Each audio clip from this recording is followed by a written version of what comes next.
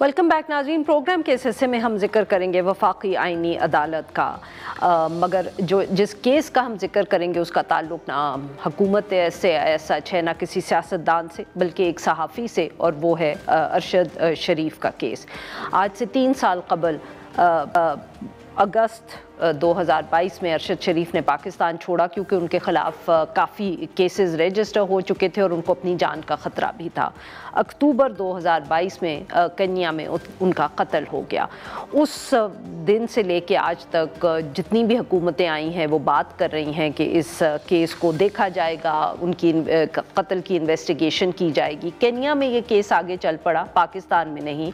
अब जब से वफाकी आइनी अदालत बनी है तो वहाँ भी ये केस गुज़िश्ता रोज़ पहली मर्तबा सुना गया। इससे पहले जो पुरानी सुप्रीम कोर्ट थी वहाँ ये केस सुना गया था, और इवेंचुअली बात उसकी वो जो एक तहकीकाती रिपोर्ट हुई थी उस पर गई। हुकूमत से वो रिपोर्ट जो है वो 17 दिसंबर को आइनी अदालत ने मांगी है। देखते हैं अब क्या होता है। इस सारे मामले पे गुफ्तगू करने के लिए आज हमारे साथ मौजूद है मरियम नवाज़ खान साहिबा, बहुत गहरी नज़र रखती हैं ये कोर्ट के मामला पे। Welcome to the show Mariam साहिबा। जी बताइए, ये केस एक तो क्योंकि एक आध दफ़े पहले भी सुप्रीम कोर्ट में सुना जा चुका था, ये वफाकी आइनी अदालत में कैसे पहुंचा और क्या इस पे प्रोसीडिंग्स हुई? देखिए आरफा, अरशद शरीफ साहब का जो केस है वो उनके कत्ल की तहकीकात से मुतालिक है, और ये हमारी अदालती बेहिसी का, खासतौर पर हमारी आला अदालत, पहले सुप्रीम कोर्ट ऑफ पाकिस्तान थी, अब वफाकी आइनी अदालत है, इसकी बेहिसी की क्लासिकल एग्जाम्पल है। पिछले 3 साल 1.5 माह से इस मुकदमे में कुछ नहीं हो सका। 3 चीफ जस्टिस गुजरे, अब ये ट्रांसफर हो गया 27वीं आइनी तरमीम के बाद। चूंकि ये आर्टिकल 184(3) का मुकदमा था, सू मोटो तो खत्म कर दिया गया है, लेकिन कई आइनी दरख्वास्तें भी इस मुकदमे में थी, तो ये मुकदमा उन ऑटोमेटिक ट्रांसफर्ड केसेस में जो है वो वफाकी आइनी अदालत में आ गया। और वफाकी आइनी अदालत में भी आकर ये 2 रुकनी बेंच के सामने है। इससे पहले लार्जर बेंच था सुप्रीम कोर्ट का, जो इस मुकदमे की समाअत कर रहा था। जस्टिस आमिर फारूक और जस्टिस अली बाकर नजफी पर मुश्तमिल बेंच है, जो अरशद शरीफ कत्ल की तहकीकात से मुतालिक इस खुद नोटिस और दीगर दरख्वास्तों पर समाअत कर रहा है। तो गुज़िश्ता रोज भी जब ये केस की समाअत हुई तो वही पिछले 3 साल का मामला हमें रिपीट होता नजर आया कि बताएं हुकूमत ने अब तक क्या किया। हुकूमत पेश होकर कहती है कि जी हमेशा पिछले 3 साल से यही हो रहा है। जब जब मुकदमे की समाअत मुकर्रर हुई, यही बताया गया कि जी उनके साथ म्यूचुअल लीगल जो एग्रीमेंट है वो साइन हो गया है केन्या के साथ, और हम लोग देख रहे हैं साइट कैसे विजिट की जाए, केन्या को नाराज नहीं किया जा सकता। अरशद शरीफ साहब की वालिदा इस मुकदमे में आया करती थी, अब उनका भी इंतकाल हो गया इस साल, और उसके बाद इस मुकदमे की जो तहकीकात हैं वो वही जो की त्यों हैं। सबसे पहले जो एक फैक्ट फाइंडिंग रिपोर्ट पेश हुई थी सुप्रीम कोर्ट ऑफ पाकिस्तान में, जब जस्टिस बंदयाल ने इस पर सू मोटो लिया था दिसंबर 2023 में, उसके बाद से अब तक कोई भी खातिर ख्वाह हमें पेशरफ्त होती नजर नहीं आई, और लग भी नहीं रहा कि इस पर कोई पेशरफ्त होगी। अदालत तकनीकी मामलात में उलझी और वो ये देख रही है कि सू मोटो तो खत्म हो गया, अब हम केस चलाएं या ना चलाएं, चलाएं तो उसका मकसद क्या होगा, किस तरीके से आगे बढ़ा जाएगा। तो ऐसे लग रहा है कि एक मर्तबा फिर मामले को तवालत तो दी गई है, लेकिन इससे निकलना या हासिल कुछ नहीं होना।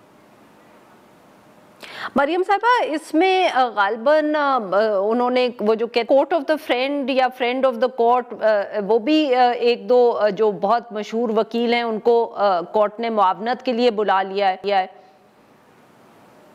जी देखिए, बिल्कुल इस मुकदमे के अंदर जो है वो मुआवनत मांगी गई है, और वो भी आप यही कहिए, बेहतर ज़्यादा ये है कि हुकूमत से मांगी गई है, क्योंकि हुकूमत से ये पूछा जा रहा है कि जी अब हमें बताएं कि चूंकि अमेंडमेंट हो गई है तो क्या हम इस मुकदमे में आगे प्रोसीड कर सकते हैं। अब आप वफाकी आइनी अदालत का यहाँ पर ये कंडक्ट भी देखिए कि इससे पहले जितने भी सू मोटोस थे, चाहे वो ह्यूमन जो है वो ह्यूमन एंगल से लिए गए थे, जैसे स्टोन क्रशिंग का मामला था, उन अहम तरीन मुकदमात को भी ये कहकर निपटा दिया आइनी अदालत के सरबराह ने कि जी अब ये हमारा दायरा इख्तियार नहीं रहा, क्योंकि ये सू मोटो था। तो अब भी मुआवनत तो यही दी जाएगी कि जी सू मोटो तो नहीं रहा, इस मुकदमे में तो हो कुछ नहीं सकता, मातहत अदालत में जाकर इस मुकदमे को देखना चाहिए। एफआईआर आज तक नहीं कट सकी जिनको नामजद किया गया था इस मुकदमे में उनकी, फिर केनियन अदालत में ये मुकदमा चल रहा था, वहां से कुछ जो है वो रिलीफ मिल रहा था। फिर इस मुकदमे में अब मुआवनत जिन्होंने तलब की है, जस्टिस आमिर फारूक का एक मुसलसल जो उनका कंडक्ट है वो ये रहा है कि वो एक मुकदमे में रिमार्क्स दे देते हैं, जैसे उन्होंने कल दे दिए कि जी फैमिली कर्ब से गुजर रही है, एक एक अरसे से इस मुकदमे का कुछ हो नहीं पा रहा, तो वो रिमार्क ज़रूर देते हैं, वो मुकदमे को जो है वो पेंडिंग भी रखते हैं, लेकिन उस पे कोई खातिर-ख्वाह ऑर्डर या उसकी इम्प्लीमेंटेशन होती नहीं है। अब इसी तरह जस्टिस बंदयाल ने अपने दौर में इस मुकदमे में जो है वो हाथ खड़े कर दिए, काज़ी फरीद ईसा ने अपने दौर में इस मुकदमे को नहीं देखा, फिर चीफ जस्टिस जनाब याह्या खान के दौर में ये मुकदमा ट्रांसफर हो गया जस्टिस अमीनुद्दीन खान की आईनी अदालत में, उन्होंने उठाकर जिन जज साहब के सामने लगाया, मैंने आपको कंडक्ट बताया। उसके बाद एक मर्तबा ये मुकदमा बिल्कुल। पहले पिछले साल जस्टिस मंसूर अली शाह की अदालत, बल्कि इसी साल के आगाज़ में जस्टिस मंसूर अली शाह के सामने भी लगा था, तब उन्होंने भी इस मुकदमे को सुनने से इनकार कर दिया था। तो इस मुकदमे की हसासियत और मामला जो है वो इस कदर संगीन है कि कोई भी इस पे हाथ डालने को तैयार नहीं है, तो बिल्कुल क्लियर है मुआवनत भी क्या मिलेगी वफाकी आईनी अदालत को, मुकदमा पेंडिंग ही रहेगा या उसका कुछ नहीं बनेगा, मोस्ट प्रोबेबली निपटा दिया जाएगा। अब तो जिस तरह के स्टेट ऑफ अफेयर्स बन चुके हैं। मरियम तो साहिबा, अरशद शरीफ कहते क्या हैं very quickly because we run out of time, क्या आपको ये लग रहा है कि अब यहाँ भी आईनी अदालत यही करेगी कि कहेगी कि सुओ मोटो का क्योंकि इख्तियार खत्म हो गया इसलिए we are getting rid of this case?